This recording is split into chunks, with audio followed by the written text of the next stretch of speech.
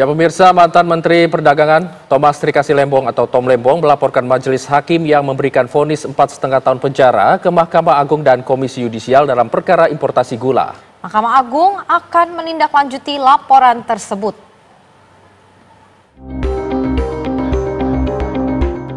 Mantan Menteri Perdagangan Thomas Trikasih Lembong alias Tom Lembong mengambil langkah baru usai bebas karena mendapat abolisi dari Presiden Prabowo Subianto. Abolisi ini membuat proses peradilan terhadap Tom yang telah mengajukan banding vonis 4,5 tahun penjara dihentikan.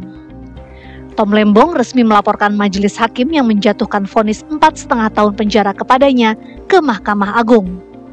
Selain hakim, kuasa hukum Tom Lembong juga melaporkan auditor BPKP ke Ombudsman dan pengawas internal BPKP. Para auditor dilaporkan karena dinilai tidak profesional dalam proses pembuatan audit. Menurut kuasa hukum Tom Lembong, Zaid Musyafi, langkah ini diambil lantaran Tom Lembong ingin ada evaluasi terhadap proses peradilan yang dijalaninya.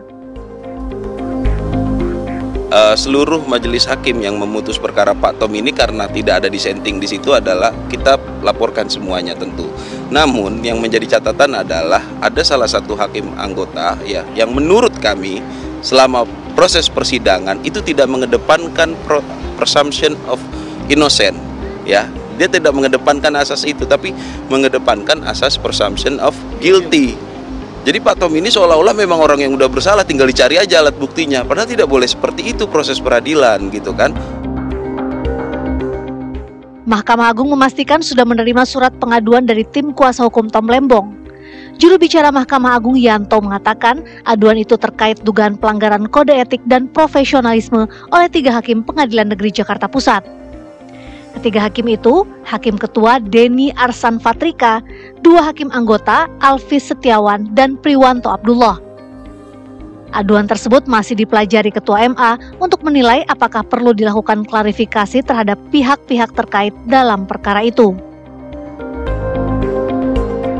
Surat tersebut diajukan oleh tim kuasa hukum Thomas Trikasih Lembong kepada Mahkamah Agung Republik Indonesia, Jaki, Ketua Badan Pengawasan MARI. Atas laporan tersebut, Ketua Mahkamah Agung secepatnya akan mempelajari surat tersebut untuk mengetahui perlu atau ada tidaknya melakukan klarifikasi kepada pihak yang terkait dengan perkara tersebut karena dugaan adanya perbuatan yang melanggar kode etik dan pedoman perilaku hakim. Sementara itu, Menteri Sekretaris Negara Prasetyo Hadi menegaskan pemberian abolisi kepada Tom Lembong tak lantas menghentikan penyelidikan kasus impor gula. Mensesnek menyatakan proses hukum terhadap terdakwa lainnya akan tetap berjalan.